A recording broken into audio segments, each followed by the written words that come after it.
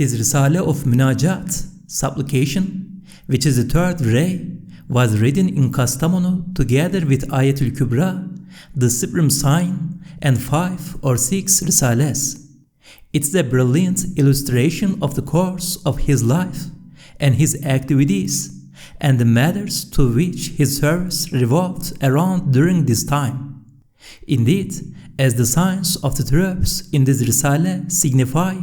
Sayyid Nursi was busy working on strengthening Iman, which is the most necessary service for Islam and this nation. A supplication.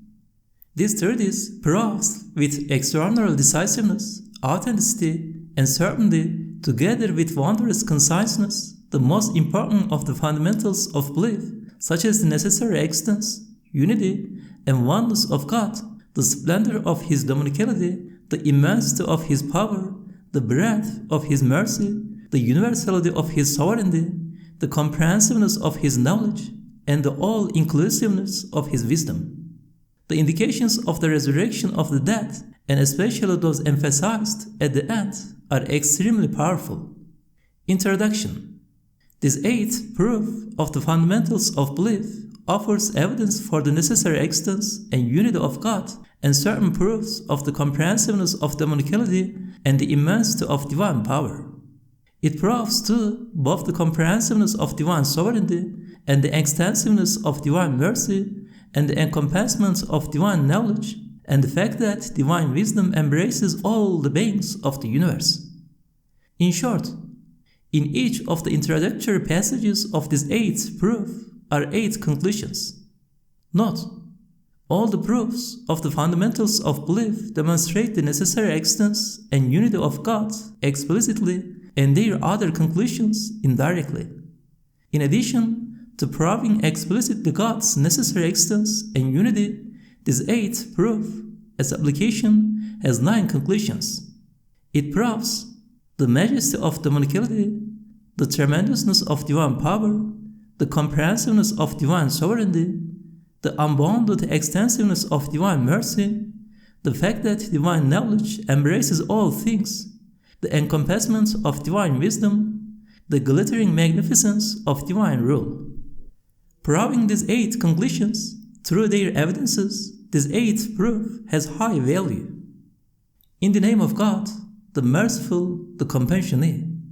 Behold, in the creation of the heavens and the earth, in the alternation of night and the day, in the sailing of the ships through the oceans for the profit of mankind, in the rain which God sends down from the skies, and the life He gives therewith to an earth that is dead, in the beasts of all kinds that He scatters through the earth, in the disposal of the winds and the clouds subjugated between the sky and the earth, indeed are signs for people who think. This treatise, a supplication which forms the third ray, is a sort of commentary on the above verse. God's most noble messenger, upon whom be blessings and peace, the sovereign Qur'anic commentator and interpreter, expounded one level about divine unity of the numerous luminous levels of the sublime verse in one of the 99 sections of his peerless supplication, Jevshanul Kebir. Alluding in the supplication through 1,001 divine names to 1,001 proofs of divine unity, he describes his sustainer. One of those sections is this: O Thou who is the first of all things and the last, O God of all things and their maker, O provider of all things and their creator, O maker of all things and their owner, O giver of one to all things and giver of plenty, O originator of all things and their renewer, O causer of all things who determines them with due measure, O nurturer of all things and their administrator, O Thou who rolls up all things and causes their constant change, O giver of life to all things and dealer of death, glory be unto Thee, there is no God but Thee, mercy, mercy, deliver us from hellfire. The sample shows that the noble messengers, upon whom be blessings and peace, knowledge of God and His proofs of divine unity were at such a level that no one is equal to Him and that in this field he is the supreme leader. By following him, everyone may enter that treasury. It is clear that knowledge, sciences, and arts are perfected through the conjunction of ideas and blending of minds through ideas being combined, and different works complementing each other, the works are perfected. This is why the craftsman who invented the repeater rifle was more skillful than the one who invented the machine gun now. Whereas one who listens attentively with the ear of the heart to the supplication of Jawshanul Kabir, imagining himself to be in the presence of the unlettered prophet, upon whom be blessings and peace, and hearing it from him, will understand and see that those 1,001 sacred truths, which comprise 1,001 proofs and descriptions, and each of which is the conclusion of a chain of thought and a window opening onto divine unity, were composed by one unlettered, upon whom be blessings and peace, among an illiterate people in an illiterate environment, and a nation lacking a holy scripture in total original, inventive fashion, imitating no one, solving on his own through illumination the riddle of creation and talisman of the universe. This was not in imitative fashion like today, with the help and supplications of thousands of other luminaries, but out of his boundless compassion and infinite clemency, due to which he invites to listen both the inhabitants of the heavens under the celestial dome and vast congregation in the huge mosque of the universe. He seeks help, succor, mercy, and salvation for man, and he says, O thou who in the heavens is his grandeur, O thou who in the earth are his signs, O thou who in all things are his evidences, O thou who in the ocean are his strange wonders, O thou who originates creation then renews it, O thou who in the mountains are his treasures, O thou who creates everything in the best way, O thou to whom return all matters, O thou whose grace is apparent in all things, O thou who displays his power through all creatures. Glory be unto thee, there is no God but thee, mercy, mercy, deliver us from hellfire. Here, the sovereign Qur'anic commentator is expounding one aspect of the above verse. A short translation and meaning of it is this. He says, O one of glory, whose magnificence is to be seen in the skies and heavenly bodies. O one of perfection, the signs and evidences of whose unity are to be observed in the earth and in all its beings. O necessary extent, proofs to whose necessary extents are present in all things and all creatures. O all glorious one of perfection, who creates all the strange beings in the vast oceans. O magnificent creator, who creates the treasures stored up in the mountains to meet the needs of living beings. O beauteous bestower of bounties, who creates everything in the best way, administers them in the best way, and provides all the necessaries for each in the best way. O omnipotent one, sustainer of all things, to whom all things have recourse in all matters, for all needs, and on whom all beings rely in all circumstances, and to whom pertain all rights, and dues, judgments, and rule. O gracious and knowing one, the clear traces of whose favors, and the manifestations of whose grace, and the subtle inscriptions of whose arts, and the fine gifts of whose mercy are observed in all things. O all-powerful and wise one, who made the universe an exhibition of marvels in order to display his power to his conscious creatures, and made all his artifacts, heralds, and proclamations announcing his perfections, such as his power, wisdom, and mercy. You are free of all impotence and fault. Other than you, there is no God who might succor our plight. Mercy, mercy, save us from hellfire. God's most noble messenger, upon whom be blessings and peace, the sovereign Qur'anic commentator, expounded the verse with this supplication.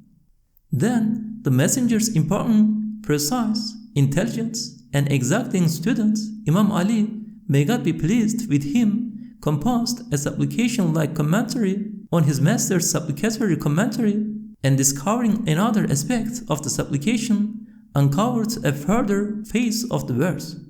Keeping in mind his noble master's supplication, he described that aspect of the verse as follows.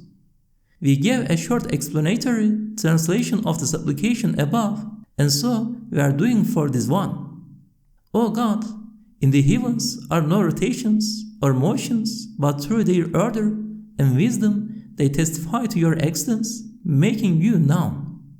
On the earth are no changes and transformations, and no states or circumstances, but through their order and regularity they make you known together with your unity and dominicality. In the seas is no creature, nor even a drop of water, but through its wisdom it points to your excellence and testifies to your dominicality. In the mountains are no minerals, chemicals, or rocks stored up for living beings, but through their uses and benefits they testify to your dominicality and existence. In the heart is no thought inspired from the unseen, but it points to your existence and testifies to your unity. On the trees are no leaves, but through their order and wisdom they recognize you, that is, they proclaim that they are the works of your art. In bodies there are no movements, but they testify to your dominicality. O my Creator, for the sake of your power, which subjugates the heavens and the earth, subjugate to me those things that I wish. Now, an important student of Imam Ali, may God be pleased with him, and wretched servants of the Qur'an, expounding the supplication of his also with a supplication, wanted to disclose in the light of the greatest divine name one aspect of the above sublime verse, by expounding that aspect of the supplication, which is only one of the 100 sections of the supplication of the Supreme Interpreter, that is, Jawshar al-Kabir. The student of Imam Ali, may God be pleased with him, says, O my God and Sustainer, I see through the eyes of belief the instruction and light of the Qur'an, the teachings of God's noble messenger, upon whom be blessings and peace, and the indications of the name of all-wise, that in the heavens there are no rotations and motions, but through their order and regularity they point to your existence. There is no heavenly body, but through its silently performing its duty and remaining in place without prop, it testifies to your dominicality and unity. There is no star, but through its balanced creation, regular position, luminous smile, and the stamp of its similarity to the other stars, it indicates the majesty of your Godhead and your unity. There is not one of the 12 planets, but through its wise motion, docile subjection, orderly duties, and significant satellites, it testifies to your necessary existence and indicates the sovereignty of your Godhead. Yes, O Creator of the heavens and earth, who directs and administers all particles, together with all the orderly components they make up, and spins the planets and their regular satellites, subjugating them to his command, just as each of the inhabitants of the heavens testifies on its own, so in their totality they testify to your necessary existence and unity in a way so clear and powerful that shining proofs to the number of stars in the heavens affirm that testimony. Also, appearing as a regular army or imperial fleet decked out with electric lights, the limpid, beautiful, spotless heavens with their extraordinarily huge and speedy bodies point clearly to the splendor of your dominicality and tremendousness of your power, which creates all things, and to the boundless extent of your sovereignty, which overspreads the heavens, and to your mercy, which embraces all living things, and testifies indubitably to the comprehensiveness of your knowledge, which is concerned with all the states and circumstances of all the creatures of the heavens, and embraces them and orders them, and to your wisdom, which encompasses all things. This testimony is so evident, it is as though the stars are the words and luminous embodiments of the sky's testimony. Also, like disciplined soldiers, orderly ships, wondrous aeroplanes, or marvelous lamps, the stars in the arena of the heavens and in their seas and vast spaces show the glittering splendor of the sovereignty of your Godhead. As is suggested by the duties of the sun, one star among the members of that army, which are related to its planets and our earth, some of its companions, the other stars, look to the worlds of the hereafter and are not without duties. They are the sons of eternal worlds. O necessary extent, O single one of unity. These wondrous stars, these strange suns and moons, are subjugated, set in order, and employed in your dominions, in your heavens, through your command, power, and strength, and your administration and direction. All those heavenly bodies glorify and exalt their single creator who creates, spins, and administers them through the tongue of disposition. They declare, "Glory be to God. God is most great. Through all their glorifications, I too declare you holy." O omnipotent one of glory, hidden in the intensity of his manifestation and concealed in the magnificence of his grandeur. O one of absolute power, I have understood through the teaching of the all-wise Qur'an and instruction of your most noble messenger, upon whom be blessings and peace, that just as the heavens and stars testify to your existence and unity, so with its clouds, lightning, thunder, winds, and rain, does the atmosphere testify to your necessary existence and unity. Yes, the lifeless, unconscious clouds sending the water of life, rain, to the assistance of needy living beings is only through your mercy and wisdom. Confused chance could in no way interfere. The most powerful of electricity, lightning, which alluding to its potentiality for lighting, encourages man to benefit from it and spectacularly lights up your power in space. The thunder announces the coming of rain, causing boundless space to speak, and makes the heavens ring out with the reverberations of its glorifying. It hallows you verbally, testifying to your dominicality. The winds, which are charged with numerous duties, such as providing the sustenance most vital for animate creatures, and the easiest to benefit from, and ensuring and facilitating respiration for some purpose, turn the atmosphere into a tablet for writing and erasing, thus pointing to the activity of your power and testifying to your existence. Similarly, the mercy milked through your compassion from the clouds and sent to living beings testifies through the words of its balanced, orderly droplets to the breath of your mercy and compassion. O potent and active disposer, O sublime and bountiful bestower, the clouds, lightning, thunder, winds, and rain each testify on their own to your necessary existence, so too, as a whole, being one within the other and assisting each other in their duties, although they are by nature dissimilar and opposed to each other, they indicate most powerfully your unity. They point too to the magnificence of your dominicality, which makes the vast atmosphere into an exhibition of wonders, on some days filling and emptying it several times, and to the immensity and all-pervasiveness of your power, which makes it resemble a slate which is written on, then rubbed clean, and wrings it out like a sponge, and waters the garden of the earth, and to your unbounded mercy and limitless rule, which under the veil of the atmosphere administer all the earth and all creatures.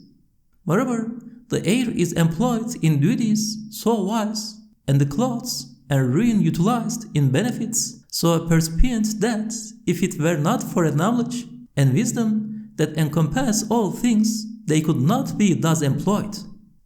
O you who acts as he wishes, through your activity in the atmosphere, your power, which continuously displays examples of the resurrection of the dead and great gathering, and transforms the summer into winter and winter into summer, and similar acts, gives the sign that it will transform this world into the hereafter and there display its everlasting acts. O all-powerful one of glory, the air, clouds, rain, and thunder, and lightning in the atmosphere are subjugated and employed in your dominions through your command and power and strength. These creatures, which by nature are so different to each other, sanctify their ruler and commander who makes them submit instantaneously to his swift commands. They praise and extol his mercy. O glorious creator of the heavens and earth! Through the instruction of the all-wise Qur'an and teaching of God's noble messenger, upon whom be blessings and peace, I believe and know that just as the heavens testify to your necessary existence and unity through its stars, and the atmosphere testifies through all it contains, so the earth testifies to your existence and unity through all its creatures and states. Indeed, there is no change on the earth, such as that of the trees and animals changing their garb every year, but through its orderliness it indicates your existence and unity. There is no animal but through its sustenance being compassionately provided in relation to its need and weakness, and its being given all the members and faculties necessary to pursue its life, it testifies to your existence and unity. There is not a plant or animal created before our eyes in the spring that through its wondrous art, its subtle adornments, its being distinguished from all other creatures, and through its order and balance, it makes you known. The marvels of your power which fill the earth and are known as plants and animals, and their creation from seeds and grains and droplets of fluid, perfectly, without error, in adorned fashion, each with its distinguishing features, form a testimony more brilliant and powerful than the sun to the existence, unity, wisdom, and endless power of their all-wise Maker. Also, there is no element such as air, water, light, fire, and earth, but through its performing functions consciously and perfectly despite its lack of consciousness, and being the means for the regular arrival of various orderly fruits from the treasure of the unseen, despite being simple, without order, and overrunning and spreading everywhere, it testifies to your existence and unity. O omnipotent Creator, O omniscient opener up of forms, O active Creator! Just as together with all its inhabitants, the earth testifies to the necessary existence of its Creator, so too, O single one of unity, O clement and kind one, O most bounteous provider, through the stamp on its face and the stamps on the faces of all its inhabitants, and their unity, and being one within the other, and assisting each other, and through all the names and acts of dominicality that look to them being the same, it testifies with the utmost clarity to your unity and oneness. Indeed, it offers testimony to the number of its creatures. Similarly, through its being an army, encampments, an exhibition, a place of instruction, and through all the 400,000 different nations present in the divisions of its plants and animals regularly being given all their necessary equipment, the earth points to the magnificence of your dominicality and to the fact that your power penetrates all things. Also, all the different sustenance of innumerable living beings and its being given to them compassionately, generously, at exactly the right time from simple, dry earth, and the complete subjugation and obedience to the dominical commands of those innumerable individuals demonstrates that your mercy embraces all things and that your sovereignty encompasses them. Also, the dispatch of the caravans of creatures which are in a state of constant change on the earth, and the alternations of life and death, and the administration and management of the plants and animals, and this being possible only through a knowledge that is concerned with all things, and an infinite wisdom governing in all things, points to your comprehensive knowledge and wisdom. Also, the supreme importance given to man who in a brief span performs infinite duties has been equipped with abilities and faculties which suggest he is to life for all eternity and has disposal over all the beings of the earth and the infinite outlay made for him in the training grounds of the world, this temporary military encampment of the earth, this transcendent exhibition, and the boundless manifestations of dominicality, innumerable divine addresses, and incalculable divine gifts, which look to him, surely cannot be contained in this fleeting, sorry, confused life, this transitory world so full of tribulation. Since they could be only for another, eternal, life, and an everlasting abode of bliss, they point to, even testify to, the bestowals of the hereafter in the everlasting realm. O Creator of all things, all the creatures of the earth are administered and subjugated in your dominions, in your earth, through your strength and power and will and your knowledge and wisdom. The dominicality whose activity is observed on the face of the earth is so comprehensive and all-embracing, and its administration and management are so perfect and precise, and it is carried out with such sameness that it shows it is a dominicality, a disposal which is a whole that cannot be broken into parts, and a universal that cannot be divided up. Together with all its inhabitants, the earth sanctifies and glorifies its Maker with innumerable tongues far clearer than the spoken word. They praise and extol their glorious Provider for His infinite bounties with the tongues of their beings. O most pure and holy one, hidden in the intensity of His manifestation and concealed in the magnificence of His grandeur. Through all the sanctifications and glorifications of the earth, I sanctify you and declare you to be free of all fault, impotence, and partners, and through all its praise and extolling, I offer you praise and thanks. O Sustainer of the land and the seas, I have understood from the teaching of the Qur'an and instruction of your most noble messenger, upon whom be blessings and peace, that just as the skies, the atmosphere, and the earth testify to your unity and necessary existence, so do the seas, rivers, streams, and springs testify to them most clearly. Yes, there is no being in the seas which are like the strange boilers of our world producing steam. There is not a drop of them even, but through its well-ordered being, its benefits and state, it makes known its Creator.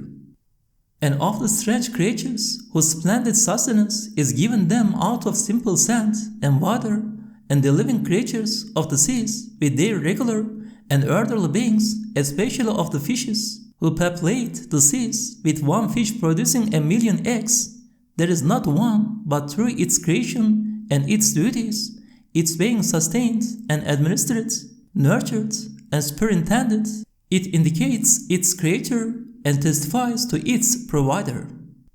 Also, of the precious, decorated jewels in the seas, there is not one, but through its attractive creation and beneficial qualities, it recognizes you and makes you known. Yes, just as they testify to your singly, so too, insofar as they are all mixed up together, bear the same stamp in their natures, are created with great ease, and are found in great numbers, they altogether testify to your unity. Also, through the seas, which surround the globe with its land masses, being held suspended without spilling over, or dispersing, or overrunning the land as the earth voyages around the sun, and creating the multifarious ornamented living creatures and jewels out of simple sand and water, and all their sustenance and other needs being supplied in general and complete fashion, and through their administration, and through none of the inevitable innumerable corpses of their dead fellows being found on the surface of the seas, they testify indirectly to their number, to your existence, and its necessity. Also, just as they point clearly to the splendid sovereignty of your dominicality and to the magnificence of your power, which encompasses all things, so do they indicate the limitless breadth of your mercy and rule, which govern all things, from the huge, yet orderly, stars beyond the skies to the tiny fishes at the bottom of the sea, which are nurtured in a regular fashion. They point too to your knowledge and wisdom, which as demonstrated by the order, benefits, instances of wisdom and balance and equilibrium of all things, encompass and comprehend them. There being such reservoirs of mercy for the travelers in this guest house of the world, and their being utilized for man's journeying and for his ship and his benefits, shows that the one who bestows such a profusion of gifts out of the seas on his guests of one night in a wayside inn must surely have eternal seas of mercy at the seat of his everlasting rule, and those here are merely their small and transitory samples. Thus, the truly wondrous situation of the seas around the earth and the exceedingly orderly administration and nurturing of their creatures demonstrates self-evidently that it is only through your power, will, and administration that they are subjugated to your command in your dominions, and through the tongues of their wings they sanctify their Creator, declaring, God is most great.